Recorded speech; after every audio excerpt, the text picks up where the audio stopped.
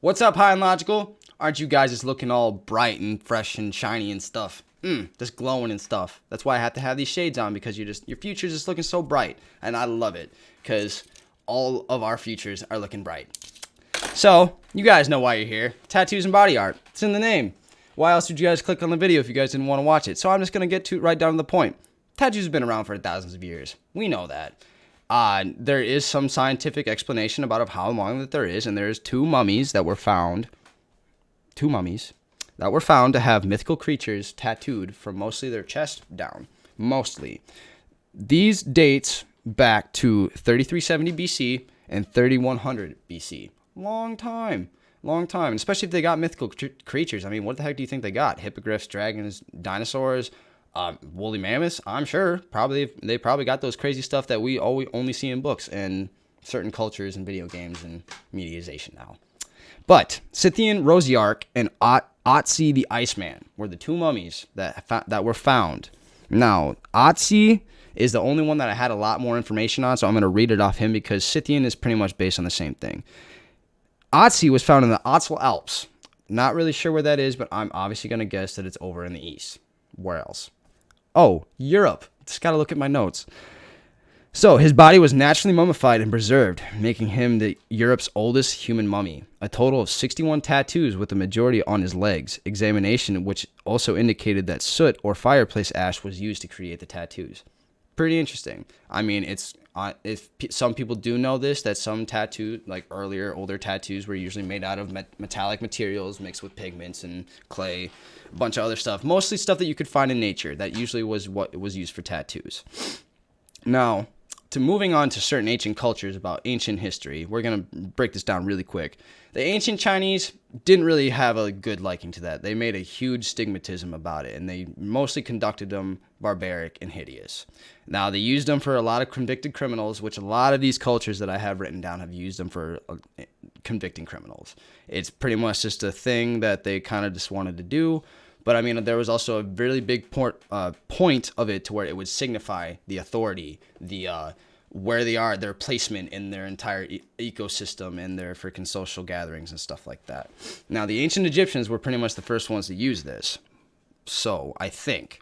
Don't tempt me on it, but I did do some research, but I can't say that Egyptians were the first. But they used it to signify authority or placement in their economical, religious society.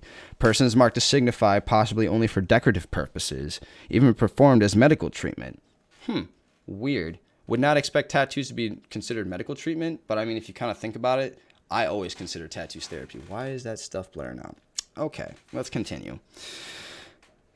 But it seemed that only women had a majority of tattoos, with some theories being but in the consistency and change of rule, race, majority, etc., that they could have changed its meaning throughout time. An example of 300 BC and 400 CE, Nubian men being received tattoos. Didn't really think to delve into looking wide because I kind of wanted to, break this down. Next culture, the Samoans. Everybody knows about the Samoans. Perfect example, Dwayne "The Rock" Johnson. He is a Samoan. He has a bunch of Samoan tattoos on him. And it is most commonly known culture to have tattoos to signify a person or their culture, which is known as the tattoo. Thank you, Far Cry 3, for telling me, because I already knew kind of about this stuff. A little bit. The tradition is 2,000 plus, with skill and tools pretty much having barely changed at all. The skill is passed down usually from father and son, and the tools are a turtle shell, boar teeth, which takes place of weeks to complete. There are ceremonies generally held to mark a young chief's ascension to the leadership role within society. Signify. Like I said, the tattoos represent and celebrate dedication to the culture and great endurance. They are extremely painful, and I could not imagine that with how the tools that they just explain about how painful this probably would be. But they are always pretty prone to possibly getting infection throughout most of these, which I'm sure is probably a little bit easier. I don't really know about how modern Samoan cultures really do these tattoos now, if it is the same, but I'm going to assume that it is, because most cultures usually like to do and stay with what they were taught to do over generations upon generations. Those who cannot endure the pain or receive it can be branded with the mark of shame on their skin forever. Rough. No judgment, but rough. Next, the ancient Greeks and the Romans. Evidence found around the 5th century BCE in Greece. Most of these tattoos were given to symbolize outcasts. What a surprise. Most people usually kind of think about it when people look at people with tattoos. He's an outcast. He's not worthy enough to be in our society. What the heck are you doing here, bro? I mean, that's kind of just how, like I said, a lot of these cultures really just base it around, slaves, people that they just signified to be lower or higher. Like, of course, they would give them different differentiations about what the tattoos would be, but, that's kind of how it was. Now, criminals, prisoners of war, and slaves, mostly. An example is that the Greeks from Athens tattooing owls on the Samoans after defeating them. The verb stitzen, which meant to prick on their ancient literature. Killing somebody and then putting an owl on them. Nobody gets to see that tattoo except the guy who's carrying off that dead body. I mean, no judgment at all. I want to know why, but no judgment at all. Now, Romans had soldiers as well as also arms manufacturers, blacksmiths, etc., etc. Mostly known for getting their tattoos, which was believed that the practice continued throughout the 9th century. Slaves of Rome were tattooed to show that they had paid their taxes. As I said, same, continuing on. Now, there isn't also the other another ancient, or not, I wouldn't consider ancient, but very older culture is the Native Americans. I don't really have a lot of these, but a good one at least a good Native American culture that they definitely signified this to was the Cree. Most of it was usually just body paint. I don't really know specifically. They were actually giving them each other tattoos, but body paint and tattoos kind of almost mean the same thing, especially in a lot of these cultures. But it also kind of depends too, I guess, with maybe the paint would be for maybe more of the higher people who don't really want to endure the pain, like maybe in some of the ancient Greeks, Egyptians, some of that other stuff, and then that they would tattoo maybe the people who think that they deserve the pain. Maybe not. I'm kind of just guessing here, but that kind of would make sense to me of why they would do that, except the Native Americans, for example, because that's not really part of the point that I'm trying to make. Anyway, we're moving on.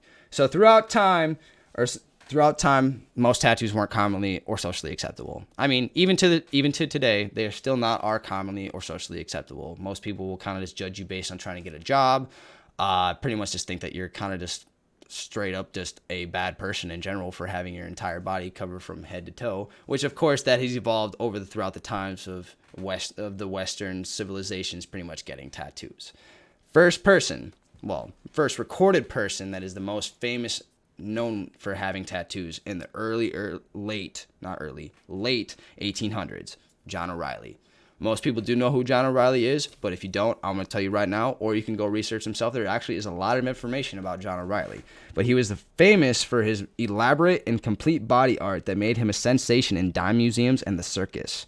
The tattooed Irishman that they called him, he was being very intricate with his tattoos about what he wanted. His earliest mention was highlighted in Brooklyn's Daily Eagle on February 22nd, 1887, about his boxing match that he has. Wasn't really sure about who he's fighting, didn't really think of it to be important, but they mentioned it as about being hideous and barbaric practices that nobody should be having on their skin. I mean, judgment, right? It's like considering that he's more of an entertainer, I guess I wouldn't really imagine it to really be that much of a big issue. But I mean, if people just kind of just want to make it interesting that way, they can do that. Another person to be notified in the late 1800s is Emma D Berg, with being tattooed with the same artist as John O'Reilly.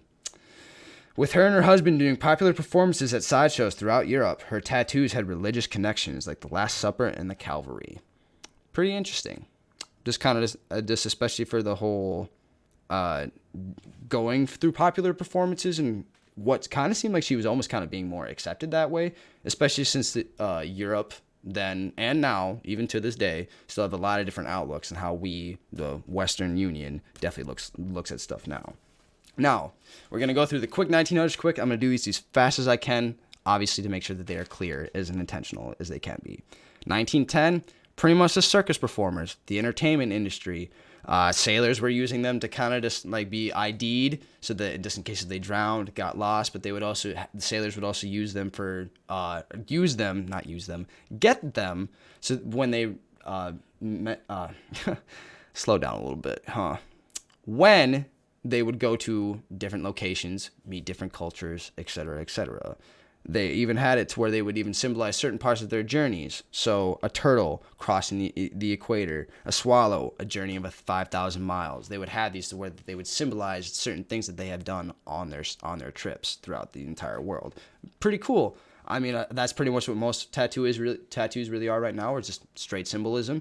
I mean, a lot of people do it for other different things right now, but I mean, symbolism. That's pretty much what tattoos are pretty much for. Now, the 1920s was pretty much mostly cosmetic tattoos for women. Eyebrows and lip liner. Could not really imagine about how that would really look back then. Now, I'm sure it probably is a lot more passable, but back then, I don't know about that. But of course, obviously, they kept them secret because it was not socially acceptable, but they were entertainers, so most of the time they didn't really care because they were doing it for the entertainment purposes. 1930s came around. People started tattooing their social security numbers. What? I mean, now that's not acceptable. I mean, everybody could just be like, hey, there's your social security number. I'm going to take your ID. Of course, people don't have that access back then, so that they didn't really give a fuck. But everybody was told to memorize it, and what other best way to be looking at your arm and be realizing what your entire social security is because you can read it every day. Yeah, probably not the best thing to kind of do now. But also around this time, though, in the 1930s, when there was a theory that tattoos were connected to sexually repressed desires. Yeah, maybe. A lot of cultures for example, would use their artwork to signify a lot of sexual relations and all that other stuff too. So it's like, why would tattoos really be any different? Albert Perry released a book arguing the process of tattoos as being essentially sexual. Yes, but do I really know the entire point that he was really trying to make? No, but I definitely don't really think that he was definitely wrong. But if he's trying to prove a point to where it's kind of more just the judgment thing, then that's definitely not the best way to look at it. Now, 1940s popped up, World War II. Everybody starts getting tattoos just to show that they are patriotic to fight for their country and all of this other stuff. The birth of the Sailor Jerry style was released around this time, created by Norman Keith Collins, which he added colors by creating his own pigments and adding them to his designs, and featured bold motifs and plenty of colors. Women had an increase of tattoos because all the men were at war. Now they're all getting tattoos, so the style is still very popular to this day for Sailor Jerry styles. If you don't really know what a Sailor Jerry style is, I mean, you can kind of look it up and kind of get the basis of what it means. You look at them and you're like, okay, I definitely know that. I definitely have seen that style of a tattoo somewhere before, even if you do have one or don't have one. Now, the 1950s kind of pretty much just brought it to a point to where it was just masculinity. You know, the masculine men had to get the tattoos, but the trendy bad boy vibe didn't help the negative social stigma. You know, all the young ones trying to be a bunch of badasses and stuff like that. Apparently, chest tattoos brought a huge thing to where everybody would just start getting chest tattoos in the 1950s. I mean, I'm going to get a chest tattoo that's going to fill from my sleeve, but I don't expect to have my whole chest just tattooed, you know. Now, the 1960s were a little on a downward slope, but that upward slope is coming, though. But parlors were blamed for the increase of hepatitis, tattoo parlors, in the 1960s, which may or may not have been true. There's not really a lot of evidence, I guess, to explain that it really happened that way. But I mean, it didn't really help the social stigma of them not being more acceptable. However, with music and television on the rise, celebrities and artists showing tattoos increased the outlook, and Vietnam decreased the patriotic style for a time. Now, Vietnam still has a couple years until it really hits that kind of escalade to where it's what we know as 1970s, which we're getting to right now, which becoming more and more mainstream and popular tattoos where regular people started getting tattoos. Movements of peace, freedom of speech sparked tattoo symbolism and messages. Sleeves and bodysuits started trending on younger people due to counterculture. Don't really know if I'd get a whole bodysuit, but I mean, hey, if you got a whole bodysuit, I bet some of those are actually pretty cool. If you kind of intricate, I feel if you have a bodysuit, but you put intricate designs into them, I feel like that would be a lot cooler to look at than just a whole straight matte black bodysuit tattoo. Doesn't really make a lot of sense to me. But if you do that, you do that. Now, the 1980s is the decade of rebellion, which these next two decades, the 70s, 80s, and 90s, are pretty much all the same thing. Music having its still everlasting influence brought out the end of the stigmatism towards tattoos. Bigger, bolder cultural designs and colorful motif designs. All based on just because rock artists, all these other different things are popping up in TV. So everybody kind of wants to just get a little taste of everything. You know, they want band lyrics, they want band symbols, they want these television quotes, they want the Golden Girls, they want all these just little different things to be tattooed on them everywhere. People still do that to this day. I mean, I've seen 1990 cartoon sleeves, and those things are like the coolest things ever. Now, the 1990s are pretty much the same, as I said.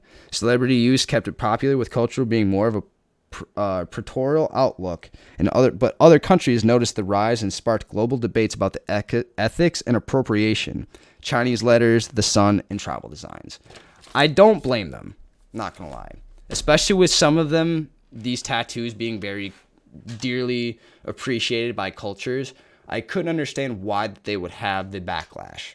But me, I love learning about other cultures. I think taking all these different things from all these other cultures and actually bringing them over here when we don't actually have an experience with that stuff is actually really cool. It makes me get to see different outlooks. It makes me get to see about what they mean to other things, what they mean to certain people, what they mean to these certain cultures. Like, I wouldn't get a Samoan tattoo because I'm not Samoan, but believe me, when I see Dwayne "The Rock" Johnson and I see his tattoo on his chest, I think it looks dope. I think it's like one of the coolest things that I really freaking like, that I just wish that it would be, a little more acceptable, which, of course, certain cultural appropriation is different than just certain Chinese letters, tattoo meanings, and all this other stuff. So, cultural appropriation, don't get those. But, I mean, if you like the influence it in your own style. That is the entire point about tattoos, like, be your own self. Now, with the 2000s, showing a lot of popularity with the tramp stamps. Everybody knows what a tramp stamp is. You don't really need to have a picture. You already know what that is. Lower back. Becoming so popular in women that butterflies and yin and yang are showing popularities. And celebrities still having a hold on steering the ship, the star tattoo rose thanks to the singer Rihanna. Thank you, Riri, because who doesn't like that beautiful goddess of a singer? Right. Now it's more intricate designs and placement nowadays. People get them anywhere. Behind their ears, on their nose, on their face, feet. Everybody just loves getting tattoos now. I do think that there is to a point to where there is still a socially acceptable amount about how many tattoos you should get. Personal opinion. You don't have to listen to me. You can get as many tattoos as you want. If you like them, you like them. If you don't, you don't. Now, the tools have definitely changed over time to where it was practiced in certain or cultural ways, right? Tools used in Polynesia require two people to make the tattoo, a simple chisel and a hammer. I've seen these tattoos. They look painful.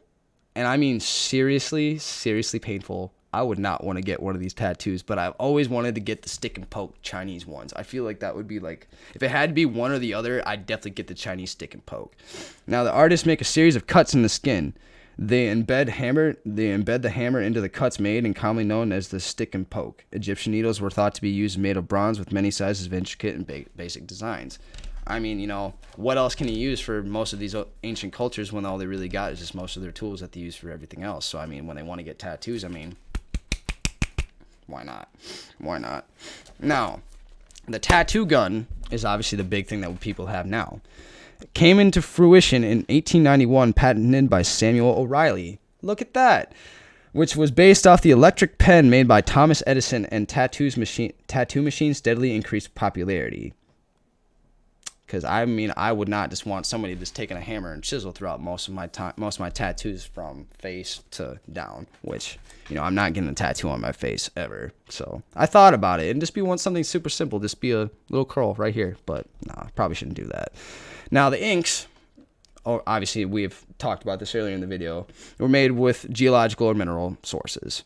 Black ink from carbon dioxide or iron, cinnabar to make red, and different shades of orange and red and yellow made using different cadmium compounds. Modern inks now, which since we don't use a lot of these geological or mineral sources anymore, are more commonly used and contain a variety of organic pigments, fillers, bonding agents, and preservatives. Crazy.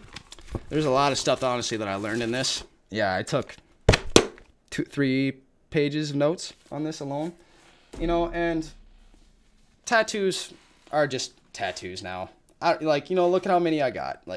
I got this whole, I guess you can't really see it, but, I got this whole thing going on over here. Three of them on my arm, one on my wrist. Got one right here, knuckle tats, and my crappy Star Wars one. I get them for you get them for what you get them for. Like I said, symbolism. These things mean something to me. That's why I get these things tattooed.